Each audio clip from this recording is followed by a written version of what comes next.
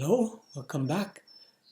What we've been discussing for a while now is how two parties can communicate securely in the presence of an adversary on their communication link. We've provided primitives for message privacy and message integrity, both in the symmetric and asymmetric settings.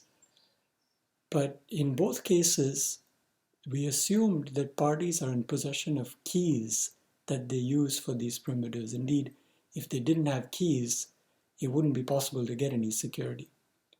We've discussed how keys are generated and created, what algorithms are used to make them, but what we haven't discussed is how they reach their endpoints. How do the parties come to possession of these keys once they're generated? And that's the whole problem of key distribution, which is a lot more complex than it may seem. And so we're going to start looking at that. We'll start with the public key setting. In some ways, the key distribution problem there is simpler and more basic. So first, let's recall what we want in terms of this distribution. So assume we've got some public key system, some RSA-based one or discrete log. And in this, Bob has a certain secret key and associated public key, which he's generated according to some prescribed method. The way we looked at and studied public key cryptography is we assumed that Alice is in possession of Bob's public key. Once she's done that, we showed how both encryption and signatures can be realized. So Bob can generate a signature on some message M using his secret key, which Alice can verify using Bob's public key. Alice can encrypt a message using Bob's public key to get a ciphertext C, receiving which Bob can decrypt and get back the message with decryption using his secret key. And these nice functionalities are enabled once Alice is in possession of this key, and the question we want to address is how she gets that. Now, a key element of that is that of authenticity. So when we ask how Alice gets that, what we mean, how does she get it with some confirmation that it really comes from this entity called Bob?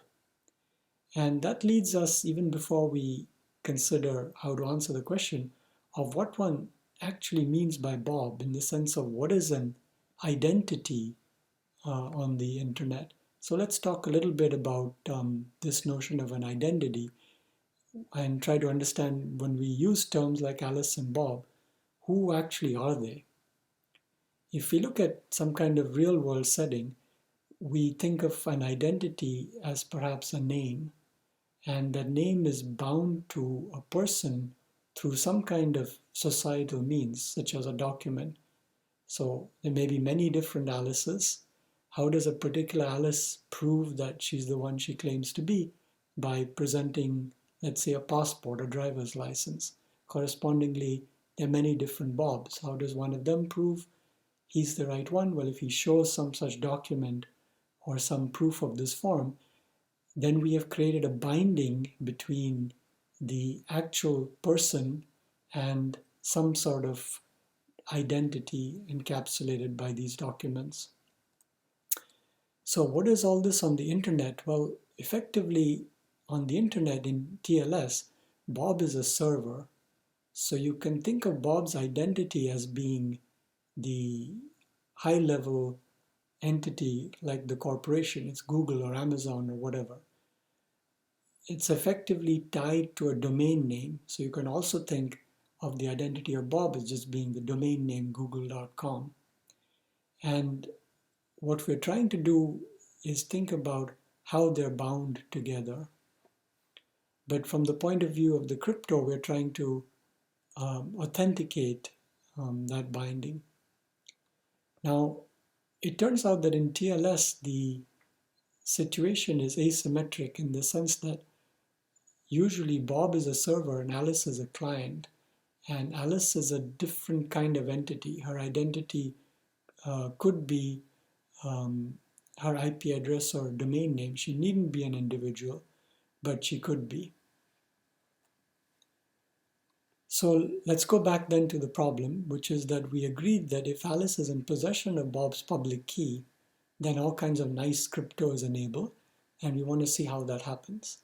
So the most obvious thing is that Bob just sends Alice his public key. So he may say something like, "Hi, I'm google.com, and here's the public key I generated." And now Bob can start signing, and Alice can verify, and Alice can start encrypting, and Bob can decrypt. But of course, there's a major problem with all this, which is what's usually called the entity in the middle attack. And the problem is that when Alice gets this flow, there's no proof that it comes from Bob. It could come from anyone. So suppose the adversary does exactly what Bob would do. It generates keys the same way Bob would. These are just prescribed algorithms like an RSA key generator. And it contacts Alice and says, "Here's a public key." And then it says, "I'm Bob." The result is that Alice takes this public key and thinks it belongs to Bob. So if she now starts encrypting data under it, it's the adversary that can decrypt. And if the adversary sends over a signature, then Alice believes it comes from Bob and accepts the document as having been signed for Bob, which is of course not at all what's intended. So this isn't at all what we're looking for.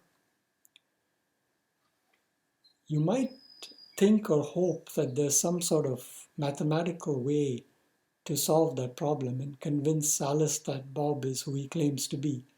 But if you start from scratch, there really isn't. We want Alice to get an authentic copy of Bob's public key. So if the key comes from Bob, then she has to have a proof to that effect. And the most popular solution is to use what's called the public key infrastructure.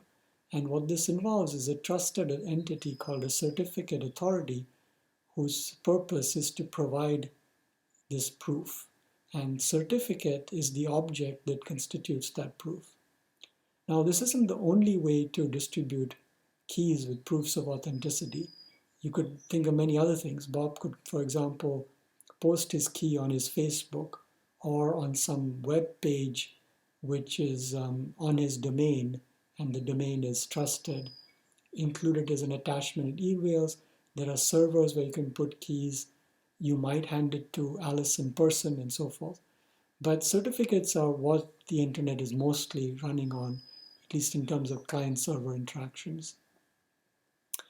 There are many of these things. So here's an example, Let's Encrypt. It's a popular certificate authority. You can go there and get a free cert. If you want to set up a web server, then there's a fairly simple way to head out there and acquire a cert. Here's another one. It's in common. It's another certificate service. You can go there, pay some fees, and acquire certificates. So lots of these out there. If you look closer at Let's Encrypt, you can see that they have a certain structure. They have things called root certificates, other certificates, and we'll see how all these are used. And they cooperate with IdenTrust, which is another CA. You can look at statistics even of the usage and market share of different CAs. So here's a bunch of CAs, and you see IdenTrust seems to be the one with the largest market share as of now, with Let's Encrypt down here, but then they're somewhat tied together as well. So there are lots of choices then if you want to pick a certificate authority. So now let's see how the whole process works. What is a certificate and how do you get it? The process begins with Bob generating his keys. So he does that locally on his machine by running some key generation algorithm. Now he has a public key and he wants to have it bound to his identity. So he sends it not directly to Alice, but to a certificate authority like Let's Encrypt. The job of the CA is to perform some kind of identity check to ensure that this is really Bob's key. And once that's done, Bob has to also, sometimes at least, prove that he knows the corresponding secret key. Once the CA is assured of all of this, it issues a certificate to Bob. That certificate contains Bob's public key, but also some kind of CA-generated proof saying, I have checked that the entity called Bob, for example, google.com, is indeed the one whose public key this is, and I'm vouching for that fact. Now when Bob wants to communicate to Alice, he sends across this certificate. So Alice can check that the CA is vouching for the binding between the identity Bob, let's say google.com, and the public key in the certificate. And that's what enables Alice to trust the public key, and it now extracts that, and then all the crypto that we are interested in begins. And this process is the full set of steps that, let's say, a server would take before TLS gets enabled, with these parts being inside TLS and all of these happening ahead of time. So let's look at these steps in a little more detail.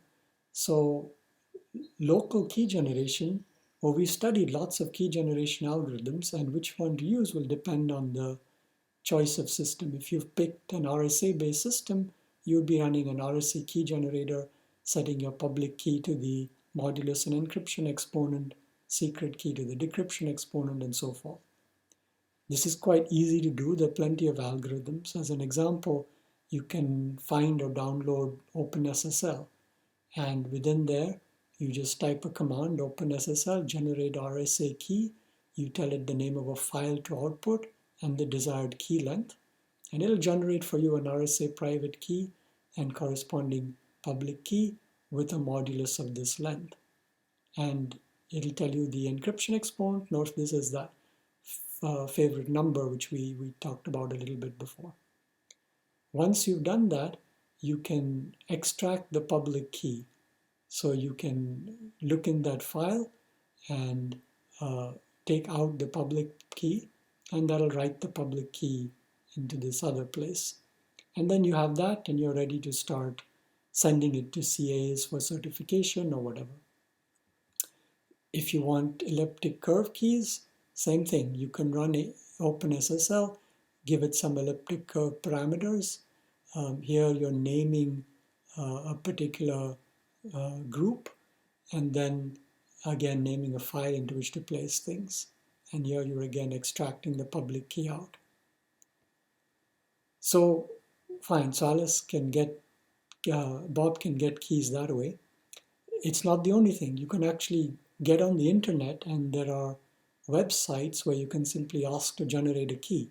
So you go there and say, just enter a key length and click go, and it'll give you back a private key and a public key. And then you can copy those out, and again you're set. So quite easy to get keys.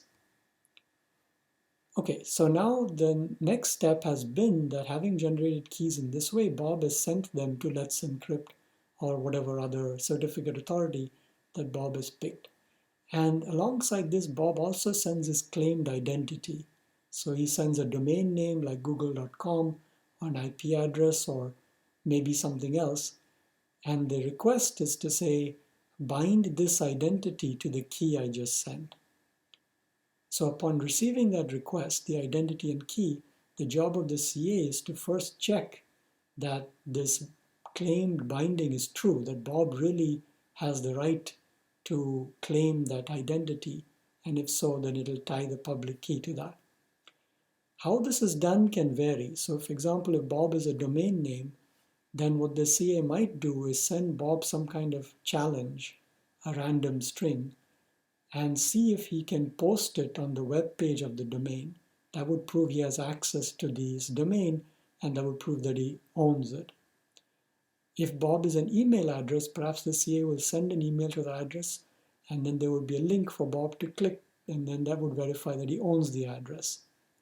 Perhaps you can do this verification out of BAM. Maybe Bob is actually able to supply documents. So those kinds of things would confirm identity.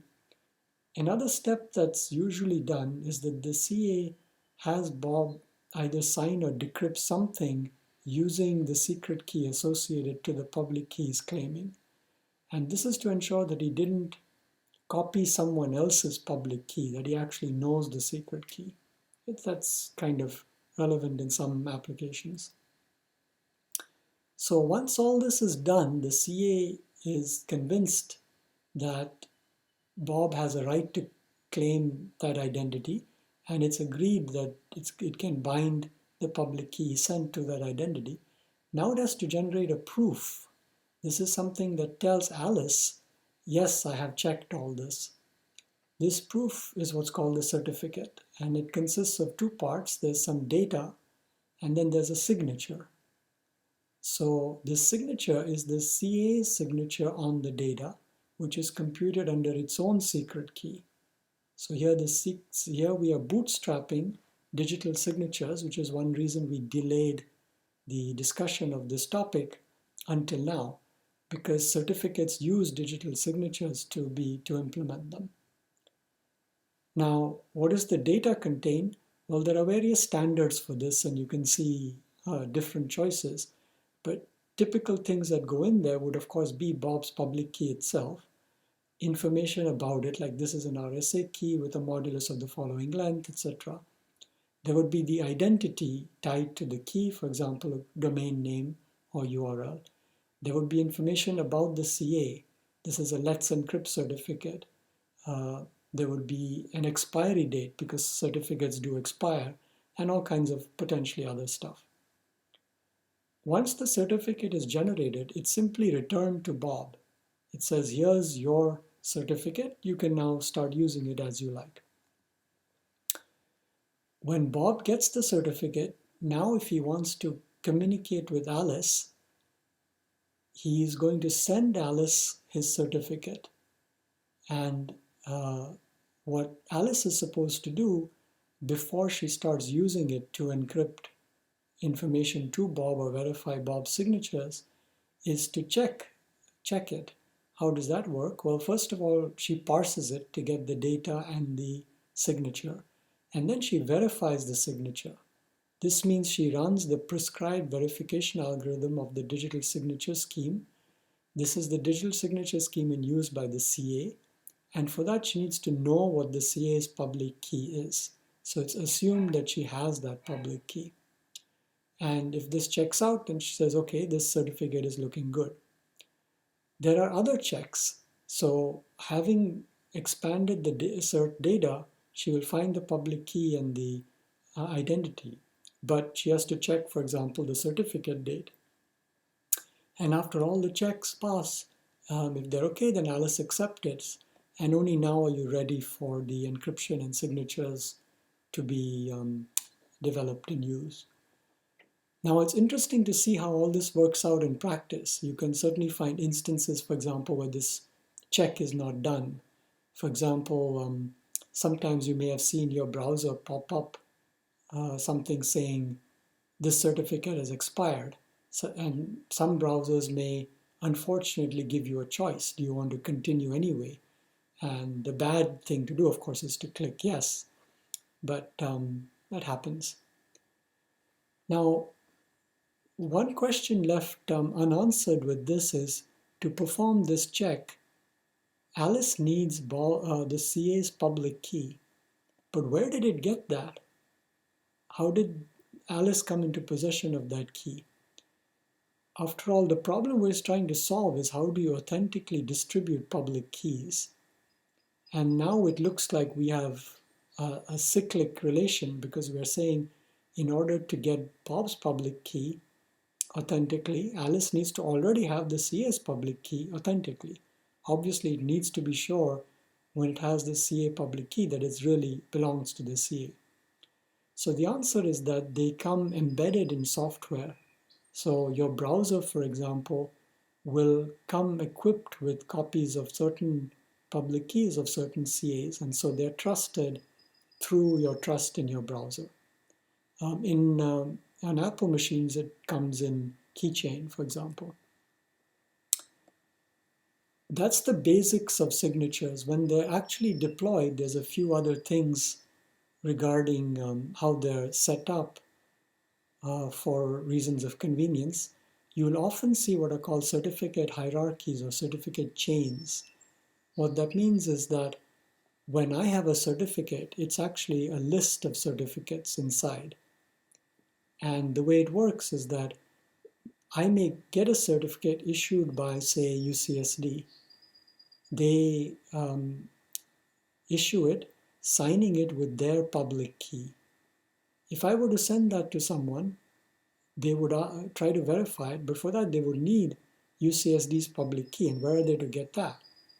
To enable that, my certificate actually also includes a certificate for UCSD, which has its public key in it, and that's certified by some higher level authority, maybe the city of San Diego, and that continues up. Rather than that, if that key is not available directly to Alice, then my cert will contain a cert for that key under some higher level authority than that, and so on. And what this means is that in the end, if you want to verify my certificate, you only need one public key trusted in your browser, and all the rest are then taken out of the cert, which contains all of this stuff, and the trust percolates down. So eventually you can trust the key associated to this because of your trust in this. Why do we do these things? Well, there's a bunch of reasons. One reason is that maybe identity and binding checks are easier for local CA. So for example, UCSD may find it easy to issue me keys because they know my identity, I'm on their payroll and things like that. The other is just to reduce some workload and spread things out. And most importantly, I suppose, is because you can't have too many keys embedded in the browser. And so they would like to minimize the number of what are called root keys. And so they want very few of them. And one way to do that is to have other certificate authorities tied in by certificates to the root ones. So it's fun to look this up. If you're on a Mac machine, you can open up Keychain. And if you open up Keychain, you can click on various things and you will see certs. So here, for example, on my machine is a cert issued by InCommon RSA Server CA to auth.ucsd.edu. What is it? It's a certificate I got when I was visiting Santa Barbara to use some internet at the university there. You can see that here, UCSB Secure Wireless. And the cert tells you the name of the CA and various information about it. Now you can click further on the cert and get more details. So if you look inside, it'll tell you here is the address of, this says UCSD, so maybe that's a different cert in any case. This tells you the address of the CA, it's in Michigan, Ann Arbor. It gives you details about the keys. So it's using, it says RSA encryption, but what that really means is RSA signatures of the style we saw. And this is the hash function being used. And it gives you expiry dates and starting dates. And it tells you what the signing algorithm is, what the encryption exponent is, and so forth.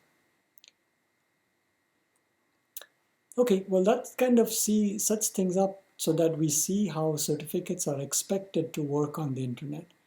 And of course, the most commonly used instance is in TLS. The server will flow its cert in any TLS connection, and you do tons of those every day. And then the communication will be based on the authenticity provided by this cert.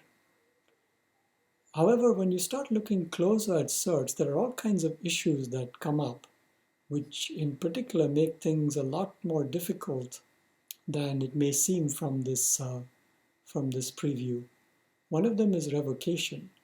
Often, at some point, Bob, having legitimately obtained some certificate, wants to revoke it. Perhaps his secret key was compromised, perhaps something else happened. So at that point, what does Bob do? Well, his certificate is all over the place, potentially by now. So he will send a cert, his cert, and a revocation request to the CA. The CA can check that the request came from Bob, and if that's legitimate, then it wants to revoke it. But how do you disseminate revocation information? The CA maintains something called a certificate revocation list, and it puts Bob's cert on that together with the revocation date. And this list is disseminated, so various entities are supposed to somehow acquire this list, and then before Alice accepts Bob's certificate, she really ought to check that it's not on the list. But this starts getting difficult. For example, maybe there's a time delay between revocation and acquisition of the list, or even between, it could even be that Alice isn't checking that list, something like that. There's something called an online certificate status protocol, whereby Alice doesn't look at the list, but instead goes straight to the CA with an online connection to see if this certificate is valid. This is a fair amount of work, though, to have an interaction to check every certificate. So, furthermore, this will still leave security holes. Say that Bob's secret key was compromised on a certain date. He may take a little bit of time to discover it and request a revocation. And even after the revocation is done by the CA, it may be a further time lag before Alice sees the certificate revocation list.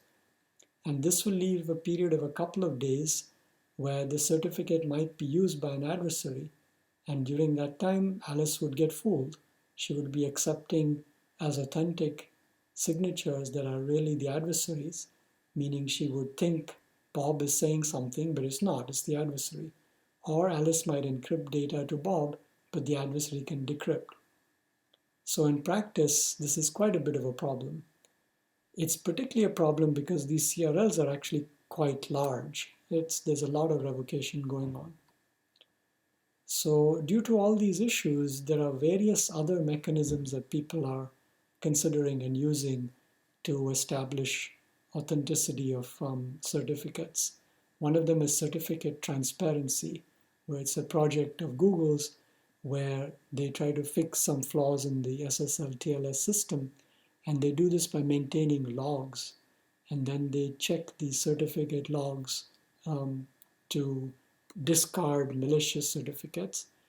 In particular, many entities try to issue google.com certificates, so they're trying to catch those so people don't impersonate them.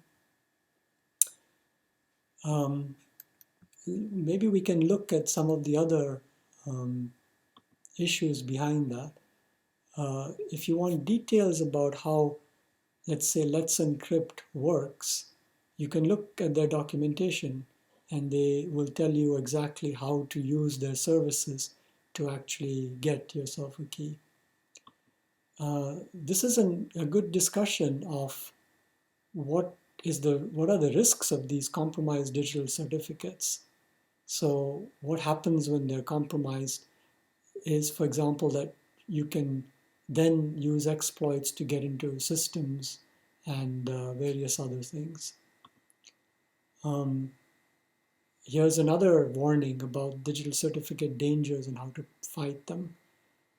As they say here, the drawback to certificates is that anything goes wrong, the potential fallout can be disastrous. Criminals can create fraudulent websites that appear to be yours.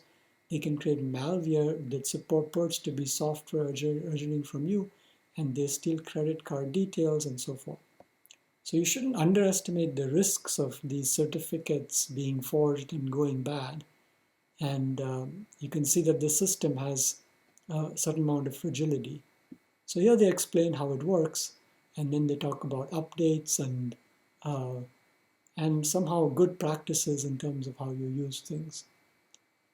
So here's a specific example where a certain entity set themselves up as a CA. So, but it is effectively a malicious CA.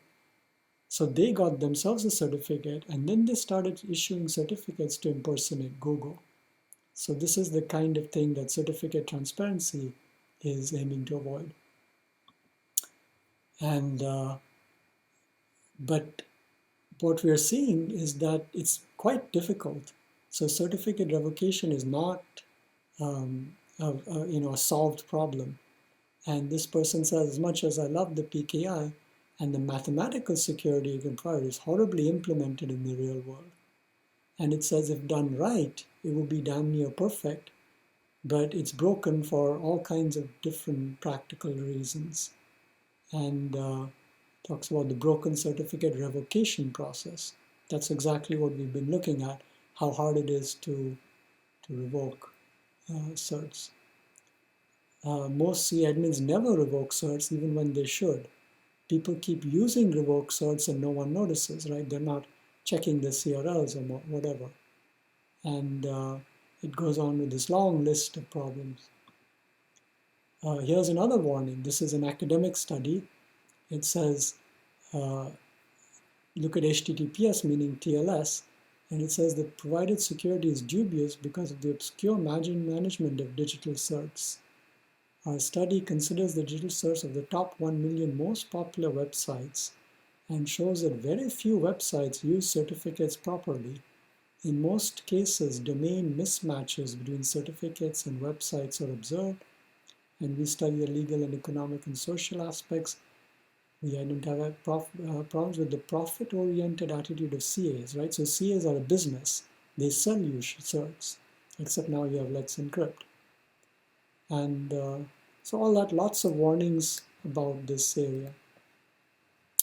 So certificates aren't the only way to disseminate public keys. So here, for example, is what PGP does. There's an online server. You can log into this SKS Open PGP server, and you can search for public keys of different entities. So for example, I typed Diffie, and I clicked, find me a keys for Diffie, and it gives them. Of course, there are many Diffies, Joe and Manuel and so forth. And I was looking for Whit Diffie. I don't even know if he's here. But in any case, apparently these people have registered keys and you could start using them.